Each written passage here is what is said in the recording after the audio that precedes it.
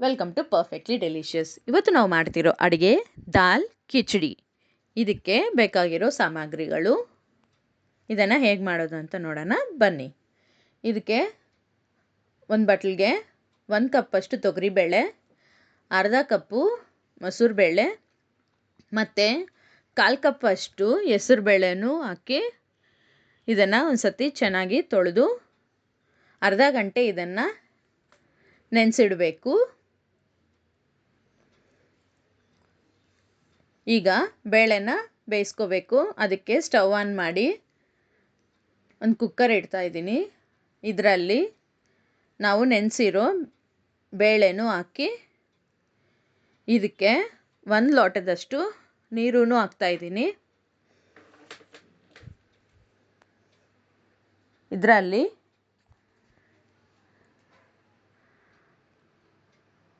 ಅರ್ಧ ಸ್ಪೂನ್ ಅರಿಶಿನ ಮತ್ತು ರುಚಿಗೆ ತಕ್ಕಷ್ಟು ಉಪ್ಪು ಹಾಕಿ ಒಂದು ಸತಿ ಮಿಕ್ಸ್ ಮಾಡಿ ಇದನ್ನು ಮುಚ್ಚಳ ಇಟ್ಟು 3 ವಿಸಿಲ್ ಬರೋಷ್ಟು ಇದಕ್ಕೆ ಕೂಗಿಸ್ಕೋಬೇಕು.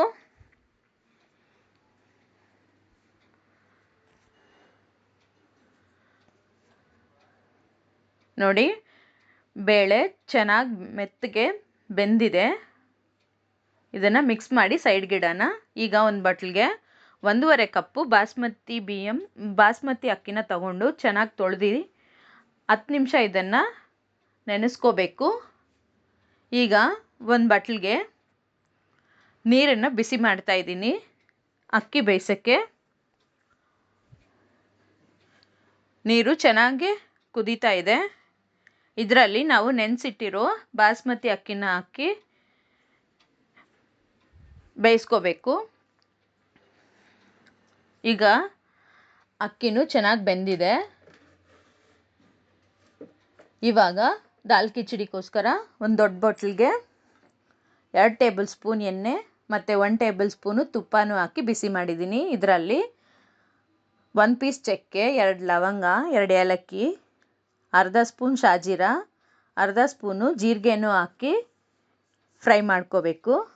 ಇದರಲ್ಲಿ 1 ಕಪ್ಪಷ್ಟು ಸಣ್ಣಕ್ಕೆ ಕಟ್ ಮಾಡ್ಕೊಂಡಿರೋ ಈರುಳ್ಳಿನೂ ಹಾಕಿ ಒಂದು 2 ನಿಮಿಷ ಇದನ್ನು ಫ್ರೈ ಮಾಡ್ಕೊಳ್ಳೋಣ.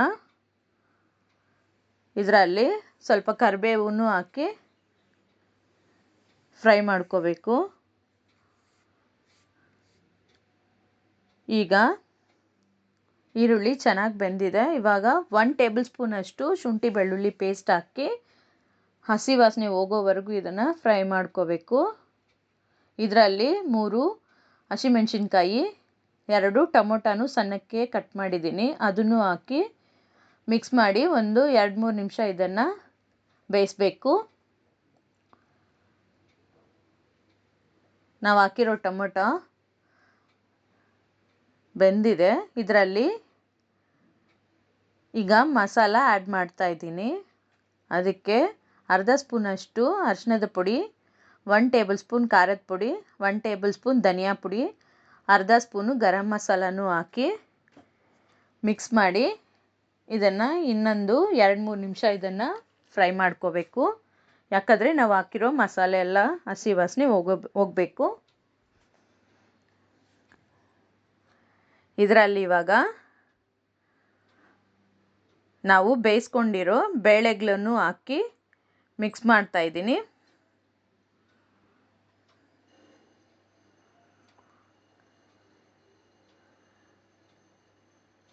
ಇದಕ್ಕೆ ಇವಾಗ 1 ಕಪ್ಪಷ್ಟು ನೀರನ್ನು ಹಾಕಿ ಮಿಕ್ಸ್ ಮಾಡ್ಕೋಬೇಕು.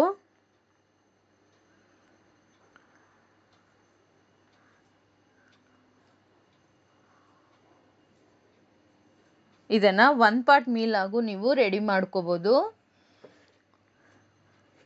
ಇವಾಗ ನಾವು ಬೇಯಿಸಿರೋ ಬಾಸ್ಮತಿ ಅಕ್ಕಿನೂ ಹಾಕಿ ಮಿಕ್ಸ್ ಮಾಡ್ತಾ ಇದ್ದೀನಿ.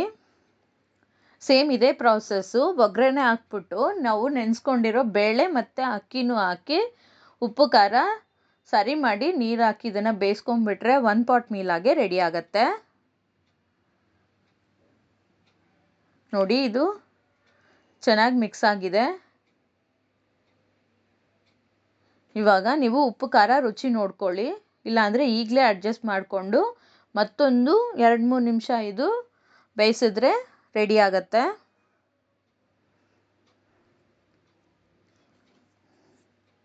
ಕೊನೆಗೆ ಇದಕ್ಕೆ 1 ಟೇಬಲ್ ಸ್ಪೂನ್ ಅಷ್ಟು ತುಪ್ಪ ಮತ್ತು ಸಣ್ಣಕ್ಕೆ ಕಟ್ ಮಾಡ್ಕೊಂಡಿರೋ ಕೊತ್ತಂಬರಿನೂ ಹಾಕಿ ಸ್ಟವ್ ಆಫ್ ಮಾಡ್ತಾ ಇದ್ದೀನಿ. ನಮ್ಮ ರುಚಿಯಾದ ದಾಲ್ ಕಿಚಡಿ ರೆಡಿ ಆಯಿತು. ನೀವು ಒಂದು ಸತಿ ಟ್ರೈ ಮಾಡಿ ಹೇಗೆ ಬಂದಿದೆ ಅಂತ ನನಗೆ ಕಮೆಂಟಲ್ಲಿ ಹೇಳಿ.